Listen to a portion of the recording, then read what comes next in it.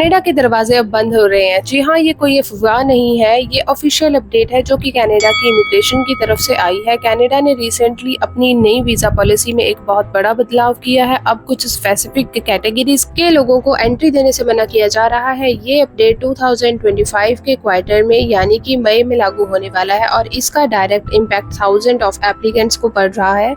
से ज्यादा visa rejection rate, specific nationality under review, more strict regulations, background checks होंगे।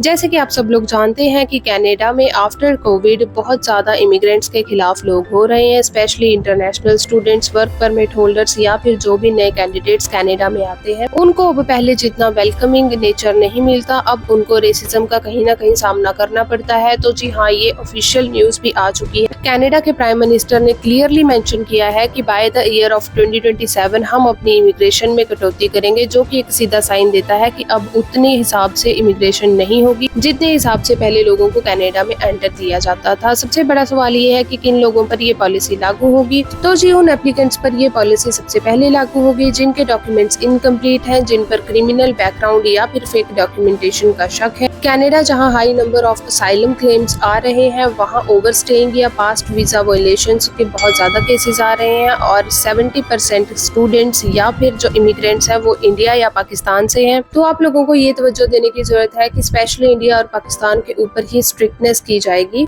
लेकिन साथ ही साथ एक मिसकंसेप्शन भी फैल रहा है कि कनाडा इमिग्रेशन कम्प्लीटली बैन कर रहा है, कम्प्लीटली इमिग्रेशन को बंद कर रहा है, लेकिन ये बिल्कुल भी सच नहीं है। तो आप कनाडा की ऑफिशियल वेबसाइट पे चेक करें तो official express entry draws still open है, student work visa policies updated है और ज्यादा से ज्यादा कनाडा हाई स्किल्ड प्रोफेशनल्स के ऊपर काम कर रहा है। तो अगर आप क्वालिफाइड हैं, आपके पास जेन्युइन डॉक्यूमेंट्स हैं, आपका एक्सपीरियंस पूरा है, आपके पूरे चांस हैं, आप इजीली अप्लाई कर सकते हो। इस डिसीजन का पॉलिटिकल एंगल भी है, जैसे कि कनाडा के प्रोविंसेस जैसे कि क्यूबेक एंड ब्रिटिश कोलंबिया और अब लोकल पॉपुलेशन के लिए जॉब रिजर्व करने की डिमांड कर रहे हैं। इमिग्रेशन कम करने का बड़ा रीजन ये भी है कि उनको पॉलिटिकल मूव चेंज करना है, रिस्ट्रिक्शन को कम करना है। आपको अब और ज्यादा केयरफुल होने की जरूरत है। अगर आप कनाडा जाने का प्लान कर रहे हैं तो ये 5 स्टेप आप जरूर फॉलो करिए। सभी डॉक्यूमेंट्स का आप वेरिफिकेशन करवाइए, जेन्युइन कंसल्टेंट या फिर लॉयर की गाइडेंस लें, या फिर आप इजीली जाकर canada.ca की वेबसाइट पर खुद चेक कर सकते हैं। सारी इंफॉर्मेशन वहाँ पे अवेलेबल है। क्रिमिनल और ट्रैवल हिस्ट्री कर डिस्क्लोज करें।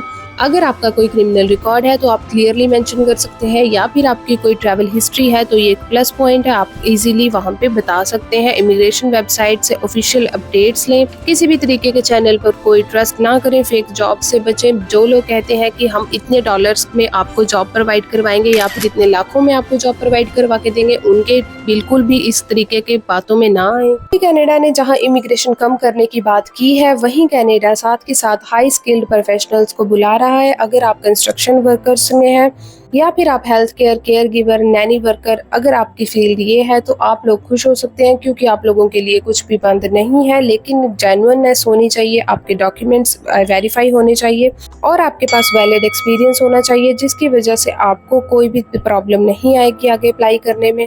कनाडा रिस्ट्रिक्शन लगा रहा है, बैन कर रहा है, लेकिन सिर्फ उन लोगों को जिनका वहाँ पे क्रिमिनल रिकॉर्ड अच्छा नहीं है और जो लोग कनाडा में उसके रूल्स एंड रेगुलेशंस के अगेंस्ट जाते हैं, उनके लिए हमेशा रूल्स स्ट्रिक्ट ही रहेंगे। अगर आप ये अफवाह सुन रहे हैं कि कनाडा कम्प्लीटली तौर से बैन कर रहा है, तो ये बिल्कुल झूठ है। अपनी फाइल्स अगर आपकी रेडी हैं, अगर आप एलिजिबिलिटी क्राइटेरिया मीट करते हैं तो आपको वीजा मिलने से कोई नहीं रोक सकता। आपने बस जेन्युइननेस दिखानी है। तो जी, उम्मीद करती हूँ वीडियो आपको पसंद आई होगी। जो भी कनाडा जाने में इंटरेस्टेड है, आप मेरी वीडियो उन तक ये शेयर कर सकते हैं और ऐसी ही जेन्युइन इन्फॉर्मेशन के लिए आप मेरे चैनल के साथ जुड़ सकते हैं, मुझे सब्सक्राइब कर सकते हैं, ताकि आने वाली कोई भी अपडेट आपसे मिस ना हो पाए और आपको जेन्युइन जानकारी मिल पाए। Thank you so much. मिलते हैं नेक्स्ट वीडियो में।